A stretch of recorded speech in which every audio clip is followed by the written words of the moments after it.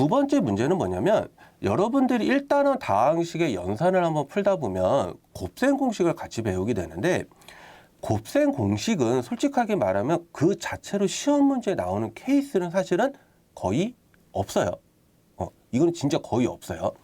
자, 그런데 그러면 곱셈 공식을 왜 배우냐라고 하냐면 곱셈 공식의 변형을 위해서 하는 건데 이 변형이 솔직하게 말하면 학교 시험에 자주 나오고 여러분들이 모의고사라든지 문제에서도 자주 나오는 문제 유형 중에 하나거든요.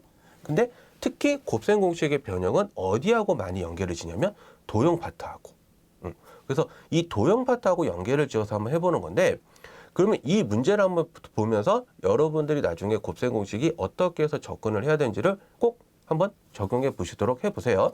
자, 그래서 문제 한번 읽어보면 다음 조건을 모두 만족시키는 삼면체 OABC가 있는데 선분 OA 제곱과 OB 제곱과 OC 제곱을 구하래요. 그러니까 이것들의 합을 구하는 건데 자, 첫 번째 조건은 뭐가 수직이고 뭐가 수직이고 뭐가 수직이다라고 하는 거고 두 번째 조건은 지금 합이 나온 거고 세 번째는 넓이들의 합이 나왔거든요.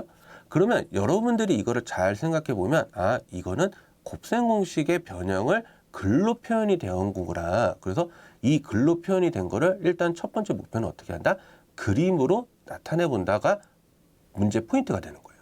그래서 이거를 그림으로 한번 표현을 해보면 삼면체인데 선분 OA랑 OB가 수직이고 OB랑 OC가 수직이고 OC랑 OA가 수직이거든요.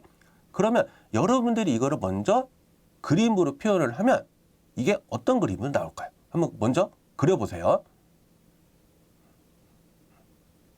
자, 그러면 그렸을 거라고 생각을 하고 선생님이 여기 먼저 그려주면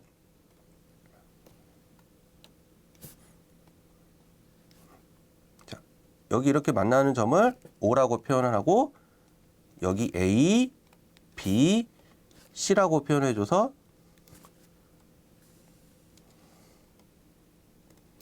이런 삼면체를 하나 그려주시면 돼요.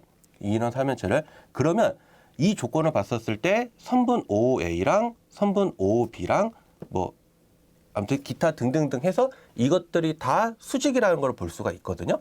그러면 여러분들 이 그림 다 맞추셨죠? 이 그림을 맞추고 난 뒤면 그 다음부터 문제가 쉬워져요. 어떻게 할 거냐면 편의상 우리가 이거를 쓰면 좀 귀찮으니까 선분 OA를 소문자 A라고 표현하고 선분 OB를 B, 선분 OC를 C라고 표현을 해주면 이게 이제 뭘 구하는 거냐면 A제곱 더하기 B제곱 더하기 C제곱이 되는 거고 이거를 이제 보면은 내가 알고 있는 조건은 A 더하기 B 더하기 C는 13.